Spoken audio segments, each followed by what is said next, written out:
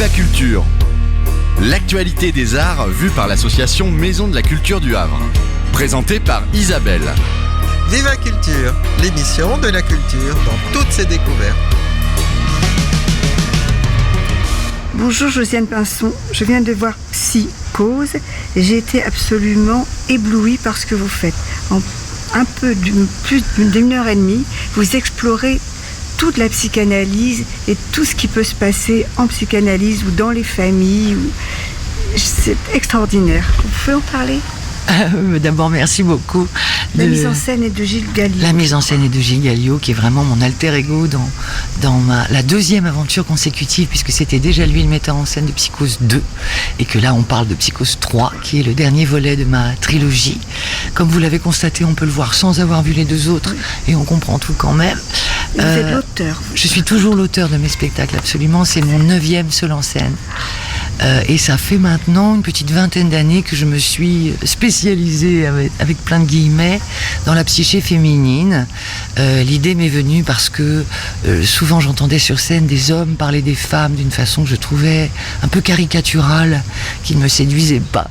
Et je me suis dit que les femmes parlaient avec plus de sincérité des autres femmes et surtout que c'était inscrit en elles, que donc c'était évidemment plus authentique.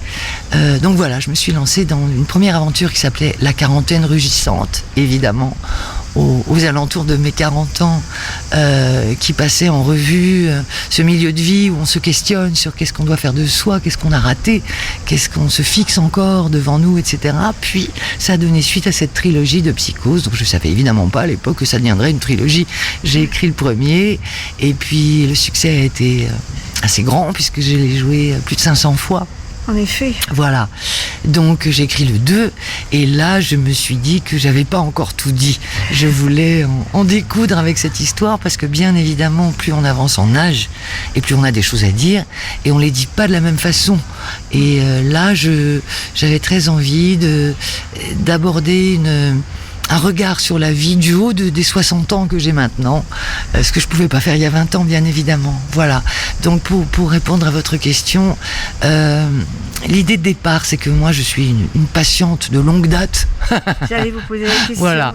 Je ne suis pas du tout psychanalyste. Tout le monde croit que je suis psychanalyste, mais non, je ne le suis pas. Je suis une passionnée de psychanalyse qui a toujours été fascinée par ce fil invisible entre être sain d'esprit, comme on dit vulgairement, et basculer. Parce que je pense que tout un chacun, après un gros choc émotionnel, peut passer de l'autre côté. Absolument. Voilà. Donc c'est vraiment une chose qui me tient très à cœur d'aborder toutes ces facettes de ces gens qui basculent un beau matin, parce qu'il s'est passé un truc dans leur vie, ou qui rentrent définitivement dans un état qui n'est plus considéré comme normal au plan psychiatrique. Et donc là, on est toujours sur le fil entre normal ou pas normal, ou à deux doigts de devenir pas normal. Mais la spécificité de cette trilogie, c'est que bien évidemment, mon ton étant l'humour très noir, je n'ai pas fait de ma psychanalyste une femme qui va très bien. L'idée, c'est qu'il n'y a pas d'un côté le sachant qui est en parfait état psychologique et de l'autre côté les patientes qui, elles, ne vont pas bien. L'idée, c'est d'être en effet miroir pour que en permanence ce soit poreux. C'est-à-dire que la psy absorbe ce que ses patientes lui livrent et que ses patientes déteignent sur elle, et réciproquement, de façon à ce qu'on arrive à ce que j'ai essayé de faire un tableau plus ou moins universel de la psyché féminine dans toutes ses contradictions et dans tous ses états. C'est très très concentré votre texte, parce que vous abordez tout sur une seule femme. Enfin, elle a un mari, elle a un amant, elle a une amante, elle est a maman, enfants, elle est fille. Oui, elle est fille. Elle est grand-mère. Voilà, c'est toutes nos fonctions dont en général les autres ne sont pas satisfaits, ça va jamais bien, on correspond pas à leurs attentes. Donc elle est dans cette difficulté-là, et ses patientes sont dans d'autres difficultés, mais qui finalement finissent par compléter ses propres difficultés. Donc je ne suis pas une seule personne, au sens où il y a 14 patientes.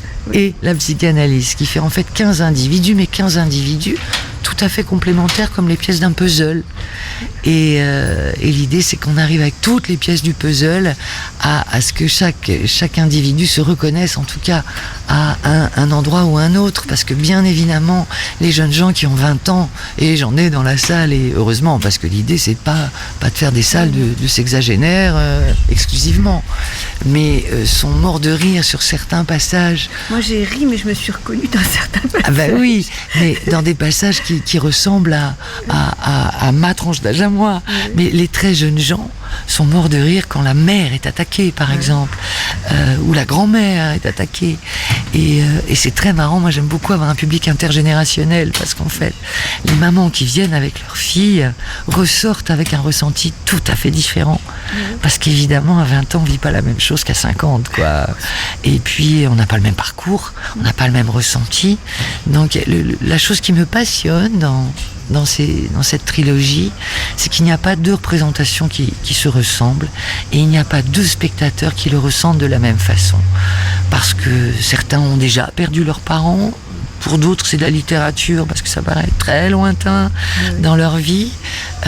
Donc chacun, vraiment en fonction de là où il en est, de sa propre vie, ressort de ce spectacle avec un ressenti très personnel.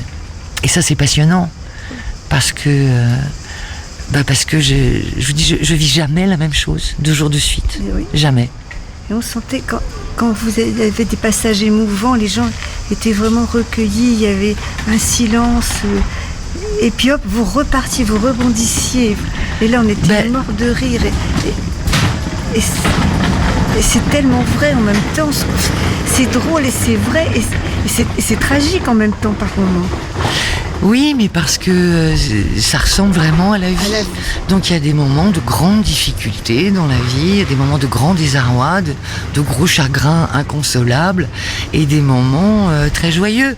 Mais justement, l'idée, c'est que les moments inconsolables, j'en fasse encore une fois c'est cette chose dans une tonalité où on se dit, là je fais quoi? Je ris ou je ris pas? Oui. C'est indécent de rire ou elle a écrit exprès pour que je ris. Oui. Et voilà, moi j'aime beaucoup cette tonalité. Il y a des hésitations par moment. Mais absolument. Et puis il y a des spectateurs qui parfois me racontent que quelqu'un a ri à côté d'eux et que ça les a gênés. Ah oui. Parce que eux sont dans une émotion très forte. Oui, et que voilà, parce que eux n'ont pas le même parcours. Oui. Donc c'est tout ça qui est chouette à vivre pour moi, comédienne et auteur. Et puis on sent que vous vous épanouissez vous prenez plaisir à... vous savez, je disais ça à l'issue de l'opus 1. Ça n'est plus vrai aujourd'hui. Mais quand on m'interviewait à la fin du 1, je disais que pour moi, c'était complètement salvateur. C'est-à-dire qu'en fait, en fin d'analyse, j'en arrive toujours à coucher sur le papier mes propres soucis, mais avec le décalage de l'humour. Oui. Ce qui donc est une deuxième cure, en quelque sorte. Et donc pour moi, c'est un médicament formidable. Non seulement je me fais très plaisir en scène, parce que j'adore jouer mes spectacles, bien sûr. Oui, je me doute que ça se voit. Vous savez, si je prenais pas autant de plaisir à les jouer, les gens réagiraient pas de la même façon. On est deux, hein. Dans l'aventure, il y a celui qui est en scène et le public en face. Si l'acteur est pas très heureux d'être là et donne pas tout, en face ça marche pas. Avec le même texte, ça marche pas. Tout à fait, oui. Parce que il faut ce plaisir, il est absolument indispensable.